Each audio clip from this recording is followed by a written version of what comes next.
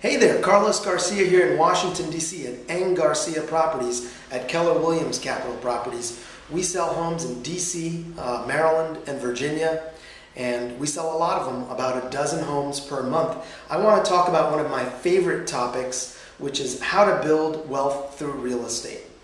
First of all, the analogy is slow and steady wins the race, at least if you're talking to me about this topic. Some people like to flip homes. That's a fun thing to do, and you can make a lot of money quickly doing that if you do it right and your timing is good, you know what you're doing. But what I really like to focus on is building wealth slowly and steadily through the accumulation of rental properties. The idea here is that you're building equity in a number of ways. One way is the old-fashioned way, through payments to principal. In other words, you're paying your loan, a portion of it is interest, a portion of it is principal. Month by month, little by little, you accumulate wealth to your bottom line, to your net worth through payments to principal. And ideally, other people are actually making that payment for you. Literally, you're paying the bank, but in fact, they're paying you and then you're paying the bank. Those are your renters. Of course, there's always the possibility of appreciation, and here in Washington, D.C., especially in certain neighborhoods that are rapidly improving, that is a very realistic possibility. That may or may not be something that you want to count on. There are all sorts of ways for projecting potential appreciation. Give me a call and we can talk about them. Of course, it's very important to look at your cash flow versus the income tax picture.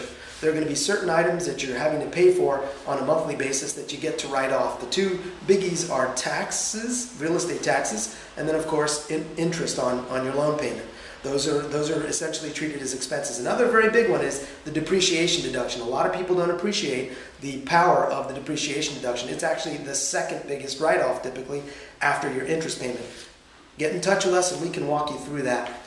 The way to think about it, I think, and I've often encouraged a lot of my clients to look at it this way, is that you have an empty bucket when you first buy a house, which is, or maybe only a partially full bucket. Let's say you put 10% or 20% down on the purchase. It's 10 or 20% full, 80% of it, 90% of it remains unfilled. Well, the idea is that over time, little by little, your renters are filling the bucket for you. And at the end of the scenario, say 30 years down the road, if it's a 30-year mortgage, you've got a full bucket.